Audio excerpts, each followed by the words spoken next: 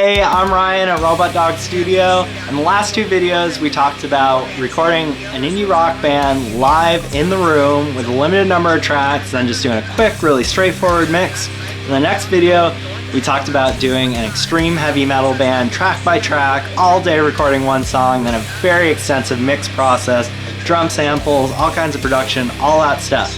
So, the question today is it possible to record a brutal heavy metal band live in the room one day, record their EP, 6 songs, one day, mix it in another day, real low budget mix, and have it be just as crushing as anything? Let's find out.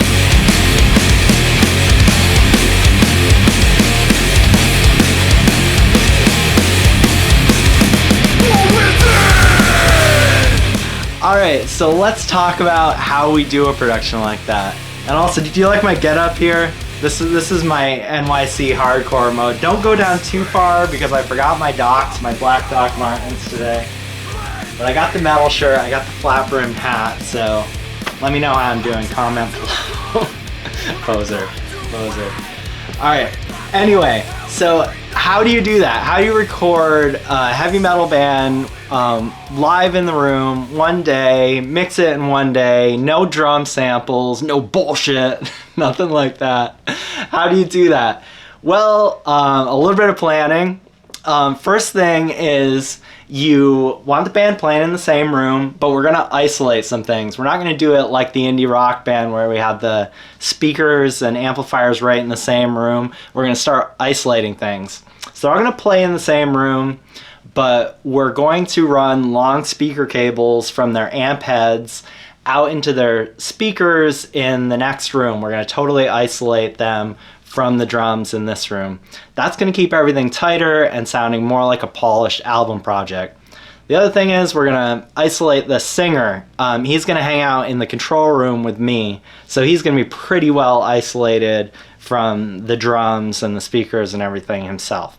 So that's gonna keep everything tight like that. So I think the biggest question is, how do you make that huge drum sound with all the punch and all the attack? How do you keep that huge drum sound up without using any drum samples or, extensive fakery? Well, it has more to do with the cymbals than anything else. So basically it has to do with the instruments you're using and how you set up to record. So to elaborate on that, a lot of times people are asking like, how did you get that snare sound or whatever? Like, what's your signal chain on the snare? And I say it doesn't matter. What matters about your snare sound is how quiet are your cymbals? How quiet are your hi-hats? Because you can take the shittiest sounding snare, you can EQ and compress the piss out of it, and it's gonna sound sick, it's gonna sound killer, it's gonna sound badass all by itself. The thing you're forgetting is that you're gonna have all this cymbal bleed in that snare mic, so you can build that great snare sound, but it's just gonna have this just obnoxious, loud, abrasive cymbal sound going on at the same time. So what do you do about that? I think fundamentally it should come down to instrument choice. So many metal folks that come in here, they bring the loudest, brightest, shiniest cymbals you can imagine, and that's like the opposite thing you want to do for the studio. It's like a battle, it's like a fight between your skins, your snare, your kick, and your toms, between your skins and your cymbals. And you want to give those skins a fighting chance. So you want kind of duller cymbals, actually. That's going to bring out the best sound, the most attack, the most punch out of your actual drums. So that's why I kind of go with these vintage 60s Zildjians for hi-hats. And then I've just found the perfect vintage of crash cymbals are these like late 80s, 90s Zildjians. They're not as bright as new Zildjians, not as bright as A Customs or Z Customs, which were the worst for a while. They're right in the middle. They've got, they cut through enough for metal, but they're toned down enough where your drums can really pop through.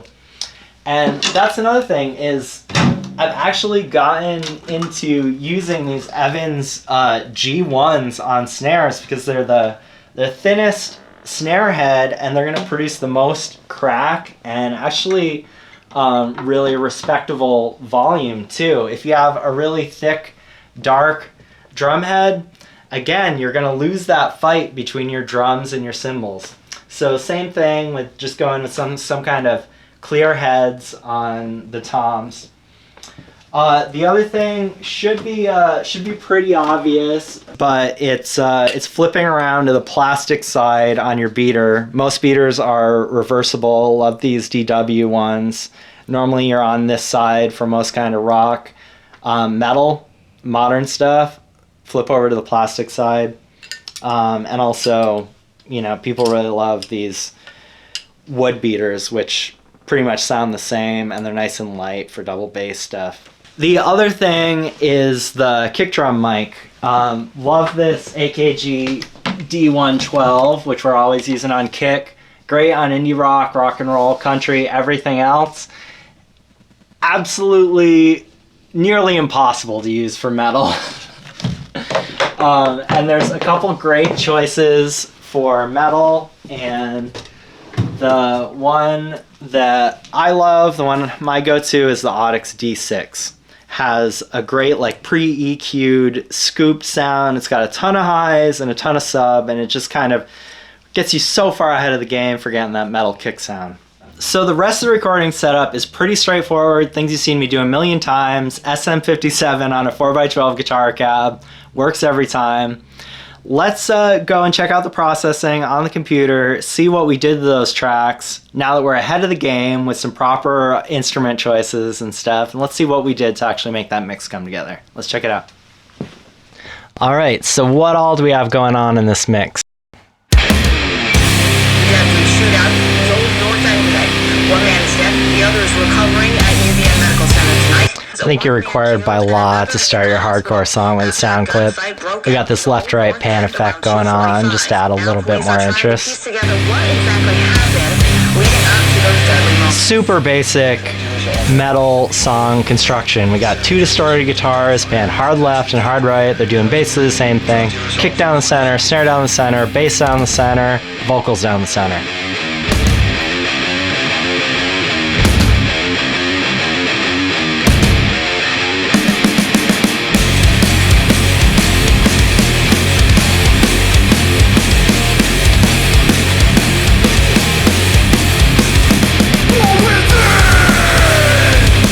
Alright, so we got the drums.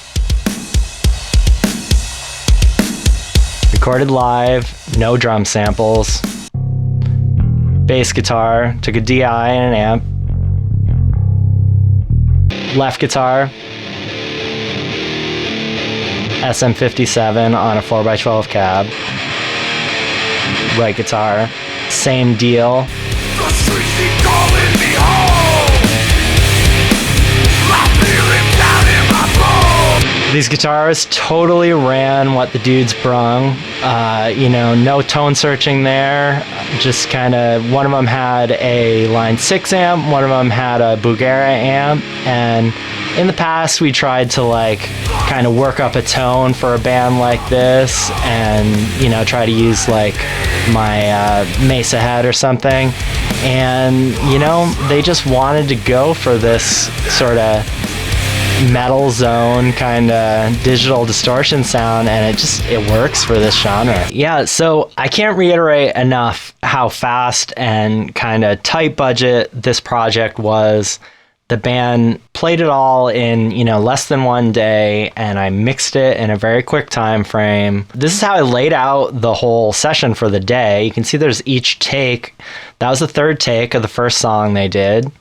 Did 2 takes of the next song, 1 take of the third song, and so on. They're all in the same project. That allows me to work really fast. And then when I'm mixing it, they're all there in the same project. So when I mix one, you're so far ahead of the game for the next mix, it's like almost mixed itself. And you can see not much editing on the drums here. There's not many cuts in the drums. I did a few things here and there, it looks like. Not much editing on the other things, just kind of cleaned up probably some buzzing in between these pauses. Same with this rhythm. And then I think sort of tightened up some of the intro. You can see we recorded DI with those guitars. We didn't do anything like reamping with that DI, but definitely allows you to see where the actual strokes are on the guitar playing, because the actual mic'd track below is super ambiguous. Even if you don't use a DI, taking one, it just makes editing a lot easier. So everything was recorded live, but all the instruments were isolated. So there's pretty much total isolation between everything.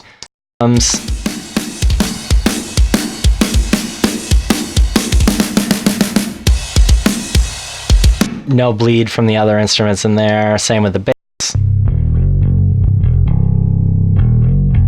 Guitars. Then even the vocal. The streets of the O.N.E. There's a little bit of drums in the background of that, but it's not much. He was in the control room with me, so it's pretty well isolated. So that's another huge reason we're able to record a band so quickly live and have it sound so tight and so close to a polished album sound, is the isolation that we create between the instruments. All right, so what are we doing to get this drum sound that we recorded live? We didn't edit much, and we haven't used drum samples. How are we getting that to hold up in a metal mix? How are we getting it to compete with the other instruments? Well, let's check it out.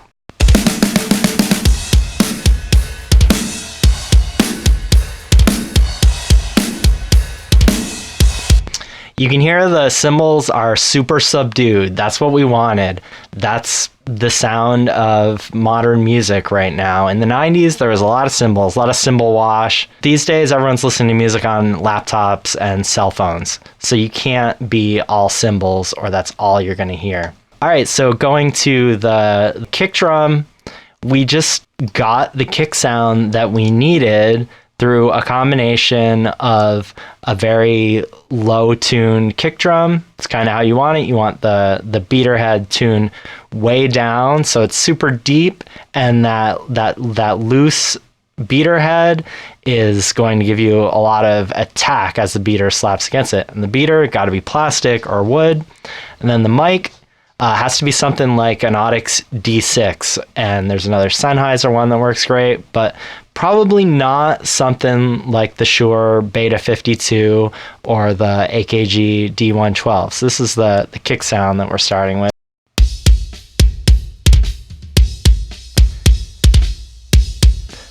Got that nice attacky meat packing sound. All right, so that's the kick. Now, how do you get that snare to pop above everything else? Now, I don't want to say this is one weird trick or the one reason that this mix works, but it's a huge help. Everything we've done has stacked the deck in our favor, and I think this little trick kind of takes us over the top. So here's our snare sound. It's there. Honestly, it's a little dull. You can hear it's being gated. That keeps the cymbals down and gets us more of the actual drum sound that we want. But this snare is not all the way there. It's not going to hold up against that wall of guitars. So what is this down below it that I've conveniently named snare also, because I was working so quick and was too lazy to call it anything different? Let's check it out. What is that? It almost sounds like a drum sample. Well, what it is sort of an improvised drum sample. It's a duplicate of the snare track above, the snare top and snare bottom, bussed into one track. And then it's a very smashed, extreme gating setting with a ton of transient modulator on top of that. So it's just a super cranked, attacky version of our snare, but it's been gated so heavily that it's only the front end of that snare. It's only the very fat, snappy, punchy attack. That mixed in with the more natural sounding snare gets our snare to cut through the mix.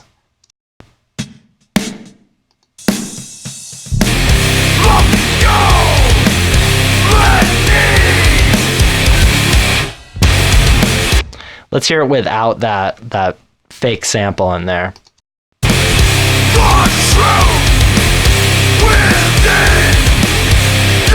Again, it's not bad. You can hear there's a snare drum there, but this little thing that we created just kind of puts it over the top.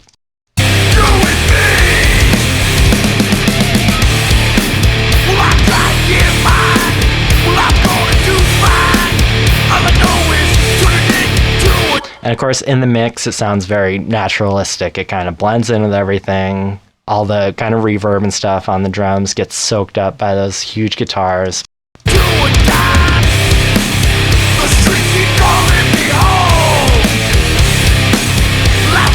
All right, cool. So that's probably the big trick of this.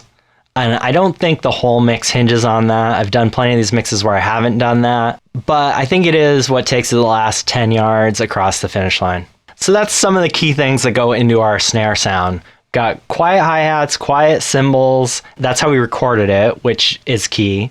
And then we've created this mock sample by doing extreme gating setting and, making a super punchy, attack-centric little blip of the snare that allows it to cut through the music. And I can't reiterate enough how quick this mix was. And I had to cut time in such a way that wasn't going to affect the quality of the final product. And one of the ways I did that was I didn't do the sort of obsessive and picky manual gating that I might usually do on the toms, which is to do this. You got your tom hit there, tab to the transient. You cut it up, you put a little fade on the end, you got another tom hit down here, you're doing this kind of thing. All right, so you've really cleanly manually gated your tom through editing. You know what? That was just going to add time to this project. There's a lot of toms in these songs, so I couldn't do that. I had to use a gate plugin on those toms, and that's what I did. And FabFilter's got a great one. You can really dial it in.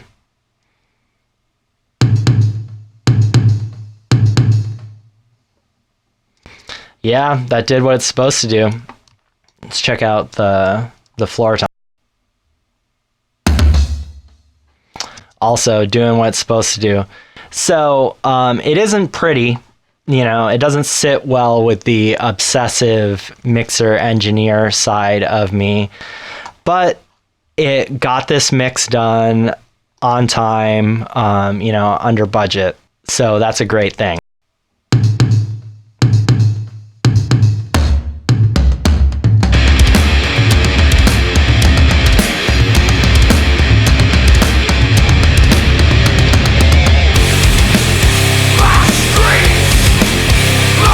All right, so continuing on here down the tracks, you get to the ride cymbal, and yeah, we mic the ride. I'd rather have the mic there if there's some detailed ride parts that we're gonna miss, but I think I did the whole mix and I hadn't quite dialed in the ride mic, and then I, listened through the tracks and didn't really need it. So I left it muted, didn't use it. You don't have to use everything you record. All right, I think that's going to do it for the drums. Obviously, I dive into all the settings and crap I use, but mainly it's these concepts. We set it up with the right cymbals, we tuned it the way we wanted to, we used the right heads we wanted to, we used the right mics on things, and then we did a little trick or two here and there. We made that snare sample thing, and we didn't have very much time, so we just gated our toms, and we threw away our ride track because we don't need to use everything we record, and there's our drum sound. All right, so what are some other quick points that I can show you? Let's move on to the bass. So nothing crazy there. We took a direct line from the bass DI track here, and then we put a mic on the bass amp. And the thing you have to remember anytime you have two sources like that, especially on a low frequency instrument like bass guitar, is that you need those two sources to be in phase with each other. That means that when one of these waveforms is going up, the other one goes up along with it. When one goes down, the other one goes down with it. Otherwise, when you have two of those and one's going up and the other's going down, they'll cancel each other out in certain frequencies, especially low end frequencies. So it's very important to have your bass tracks and like your if you multi-mic a kick drum, to have those in phase with each other, lined up. When one's going down, the other one's going down at the same time. Now, and sometimes that can be hard to tell on looking at the waveform if you have too much distortion on like a bass track or something, but this is pretty clean and we can see how it looks. And another thing you'll see is that we're not lined up here. This one is going down, and this one is going down, and this one's going up, this one's going up. They're not very lined up. Well, actually they are, because what I did was just calculated kind of the distance they were out of phase, and then I punched that into a sample delay plugin and delayed that top track by that distance there. So now it doesn't look like it, but effectively this top track is delayed, so they're perfectly lined up. So that makes a very solid bass sound. And now I don't do any like weird band passing or like one covers the lows, one covers the highs. I just kind of bust them together into one mono bus and process them together just as one track, just keeping it really full, really simple, easy to work with, and it comes together to sound like this.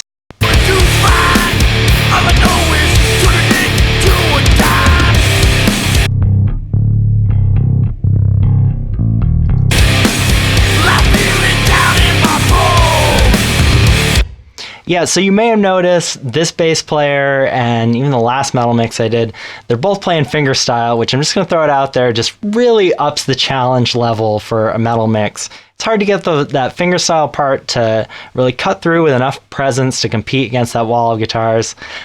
I don't know, everyone wants to be Cliff Burton, but if you want to make it a little easier on yourself and you're actually playing this yourself, just use a pick. It's going to really make it a lot easier to cut through those guitars. All right, so speaking of which, let's talk about guitars.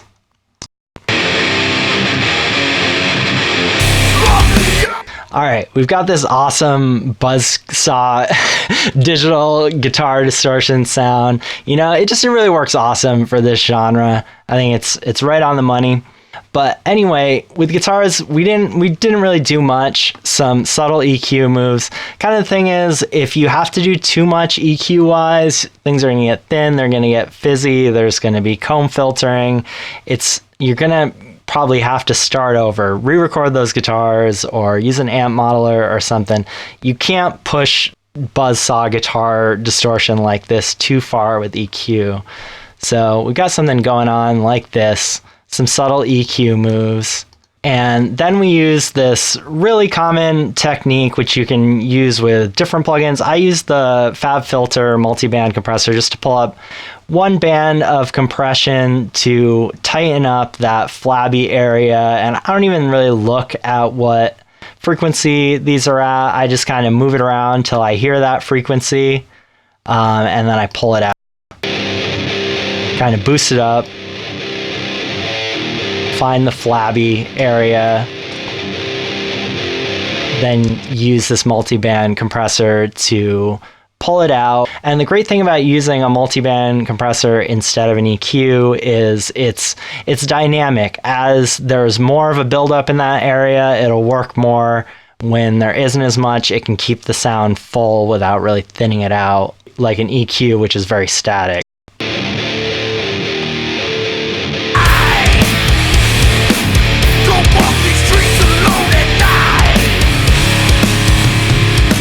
All right, yeah. So not much on those guitars. Then we just got the vocal layer. Will I try to do good? Will I gotta do right? I pray to God from hell. Was kind of hard finding the right balance there, but you know, you just putting some grit on it with my usual Satson channel, and then just hitting it pretty hard into 1176 with the all buttons in setting.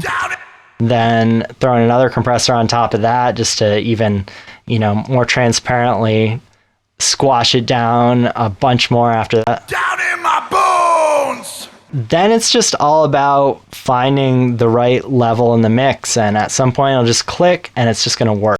You're mine. Don't walk these streets alone at night. The other thing was to set up this nice little kind of fake double, I call it. We might have done some doubling, or I might have taken some old vocal takes and used them. But on that track, I've got the Streets love the yo. Waves Real ADT automatic double tracking plugin, which does this effect that John Lennon used to do, which is he rigged up this tape machine to automatically double his vocals, and it would vary the speed, so it would subtly alter the pitch so it sounded like a real double. The streets love the yo. So I just run the second, that fake double through that, so I can actually sometimes, if I want to, I can just throw the lead vocal track, just throw it down on that track, and it's going to create a subtle variation that's going to sound like a double, even if I didn't have the vocalist in to actually double those parts. So yeah, really didn't do much on these vocals, just kind of punched up some certain parts using that technique. Every night, the streets keep calling me home. I feel it down in my bones. Alright, so I think we're going to call it on this video. We went over a lot of the main points, why it's working, and kind of how we set ourselves up for success in the recording process. So I want to know what you guys are thinking about these videos, if this is a cool approach, if it's something different than what you're used to hearing out there. I want to hear if you folks have your own techniques for doing all the same stuff that I'm doing. Comment below and let me know if there's anything else you want to hear more about, and like and subscribe and share this up. And above all, just keep on making music and keep on trusting your ears and keep on doing it your own way. I'll see you next time. Bye.